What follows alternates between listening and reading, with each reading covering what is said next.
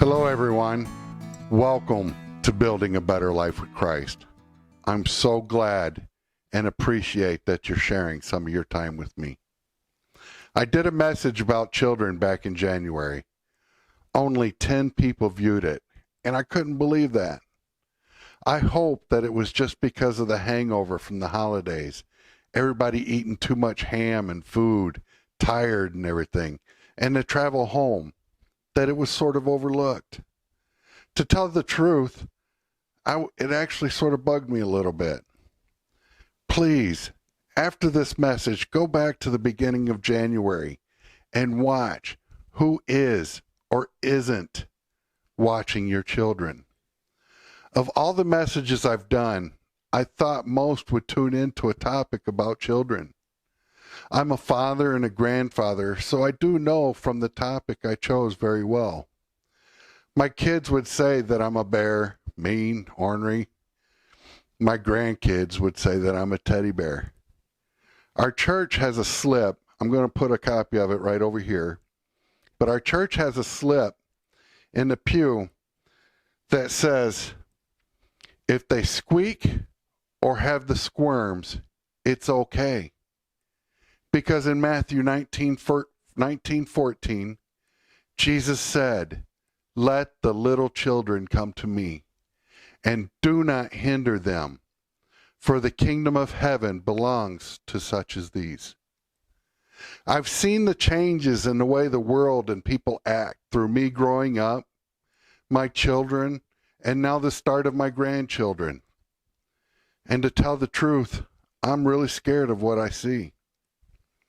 As most of you that have heard my messages know, I was beaten on a regular basis as a child, and really bad. I know the difference between beating a child and spanking a child is. More people need to learn it and start with their own. No one will ever be able to tell me that all of a sudden, 30 years ago, out of nowhere, spankings didn't work, or it's cruel. So let's make it taboo. I remember my Aunt Jenny saying the words that I laugh over and believe every time I think about her. My cousin would say she was going to call the cops to keep from getting a spanking. And my aunt would say, it's going to take time for them to get here. So I'll make sure I get enough in to warrant going to jail. This coming from a woman who thumped me in the head with a wooden spoon when I misbehaved. I turned out okay, I think. If what she did was so horrible in people's eyes today, then why is it that I look back now to all the things I thought was hogwash and mean and wish I'd listened to her more? She is a huge motivator for who and what I am today, even from up above where she is now. I remember the schools giving the kids the paddle when they misbehaved. And yes, I was one of those kids. When I moved back to Alabama with my family, we were enrolling my youngest son into an elementary school. And the lady put a paper in front of my wife and I. She started to explain that they have 2 ways to punish the children. I don't remember what the first one was, but she said the second one was licks, meaning the paddle. I immediately said, beat his butt. Except for I didn't say butt. She looked at me all crazy and said, we don't usually hear that from people coming from the north. I laughed and told her I got my first butt whooping from this school right in this office. From the school, I mean. As far as I can remember, I never got sent to the office to be punished in any school I ever attended after that. Doubt that could be said for the kids today that either get suspended, which is just a vacation, or in-school suspension. I like some states are holding the parents accountable and will bring the parents to court if the children are not showing or skipping school. It's our responsibility, whether both parents are working or not, to know where our children are at all times. I'll be the first one to say I'm embarrassed about it. My daughter likes to joke and rub it in my face a little bit that she snuck out a lot. Being a parent, single or together, is no less than the hardest job, hands down. I couldn't imagine being a single parent trying to raise children alone, especially nowadays. My mother was only a single parent for about 3 years, maybe even 10 more if you count her time with my biological father. Then she married a wonderful Christian man, and I still was a mess till I was about 36 or so. I had a rock head. I didn't listen. Being a family with both parents is still hard. Children trying to get different answers to suit their wants from the parent they think will answer yes, only to cause animosity between the parents. Communication at all times between both parents is a must.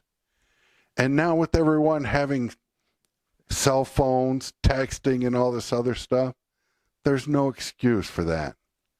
My wife and I, through the years, had a lot of arguments about that, and I know you other parents out there know. I said in my first sermon back in February that everyone is going through the worst times during the time period that they live in. To them, they are. I'm almost 50, and if I ask someone who is 70 how things were when they were younger and raising their children, they would say it was terrible times. And to them it is. If I ask a parent in their 20s how things are, they might say it's worse than when I was raising my kids. Just to leave you with a couple words of advice. I'm not saying spankings are the only thing that works. If I put my grandson in the corner for a minute or two, it just completely kills them. Other kids can't live without their phones, their tech games. Great punishment to get across the point. The best thing is to know what works and how far the punishment needs to go.